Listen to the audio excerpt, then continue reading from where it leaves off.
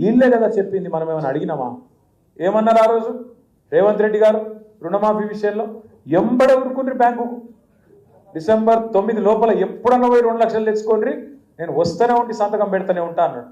అయిందా మరి? ఏ ఊళ్ళోనైనా చారణ అయిందా రుణమాఫీ? అందుకే రేవంత్ రెడ్డి గారిని అడిగినాం అసెంబ్లీలో, మైకు దొరికింది. దొరికితే అడిగినా, ఏ ఊరికి పోదామా చెప్పు, నీ కొండారెడ్డిపల్లె పోదామా, నీ సొంతూరు, లేదా కొడంగల్ పోదామా, యాడికి పోదామో చెప్పు, నువ్వే చెప్పు.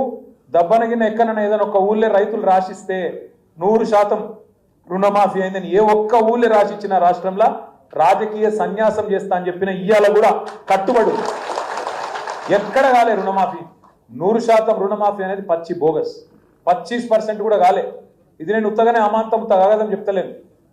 ఇదే రేవంత్ రెడ్డి ప్రభుత్వం డిసెంబర్ 2023లో రాగానే బ్యాంకులతో మీటింగ్ పెట్టారు. మీటింగ్ పెడితే బ్యాంకు వాళ్ళు ఏం చెప్పారు, మొత్తం రాష్ట్రంలో 2 లక్షల రుణమాఫీ చేయాలంటే 49,500 కోట్ల రూపాయలు అవసరం అని చెప్పారు. 49,500 కోట్లు అంటే దగ్గర 50,000 కోట్లు కావాలి అని చెప్పారు. తెల్లారి ముఖ్యమంత్రి గారు ఎక్కడో ప్రెస్ మాట్లాడిండు, ఏమున్నదా 40,000 కోట్లు మేము ఒక్క సంవత్సరం కడుపు కట్టుకుంటే 40,000 కోట్లు కట్టి పారేస్తా అన్నాడు. నేను చూస్తూ ఉంటే ఆ ప్రెస్ మీట్ 9,500 కోట్లు తెల్లారి వరకే మాయమైపోయినాయి. 49,500 కోట్లకెళ్ళి తెల్లారే ముఖ్యమంత్రి నోటి కాడికి వచ్చే వరకు 9,500 కోట్లు ఎగిరిపోయినాయి. సరే, అయినప్పటికీ కడుపు కట్టుకుంటా అన్నాడు, చేస్తాడేమో, 40,000 కోట్లు కడతాడేమో అనుకున్నాం. మళ్ళా చూస్తే ఇంకో 15 రోజులకు క్యాబినెట్ పెట్టింది. క్యాబినెట్లో రుణమాఫీ అని చెప్పారు. ఇది పార్లమెంట్ ఎలక్షన్ కోసం 31,000 కోట్లు అన్నారు. పూరి 40,000 కోట్లు 31,000 కోట్లు ఎట్లయిందిరా అంటే చెప్పేటోడు లేడు. 9,000 కోట్లు ఇంకోటి కట్టు. ఆడికెళ్ళి మళ్ళీ వెంటనే అసెంబ్లీలో బడ్జెట్ పెట్టింది.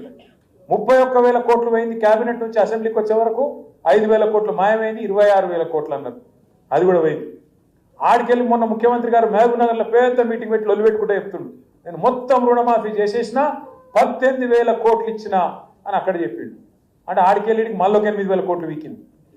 బట్టి విక్రమార్క గారు పాపం ఆయన అమాయకుడు, ఆయనతో నిజం చెప్పిండు. ఒక్కడ మాట్లాడుకుంటా ఇప్పటి వరకు ఖాతాలలో 11,000 కోట్లు కూడా పడలేదు ఆయన చెప్పిండు.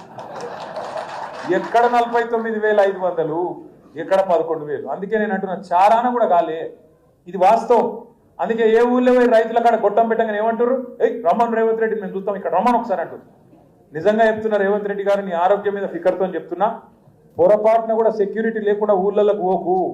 పోతే మాత్రం రైతులకు దొరికితే అది లగచర్ల కాదు, రోడ్డు బండ తాండ కాదు, ఎక్కడ పోయినా రోడ్లేసి దంచినట్టు దంచి ఉరికించుకొట్టేటట్టున్నారు. రేవంత్ రెడ్డి ఇంకోలా చూస్తలట్లు లేరు.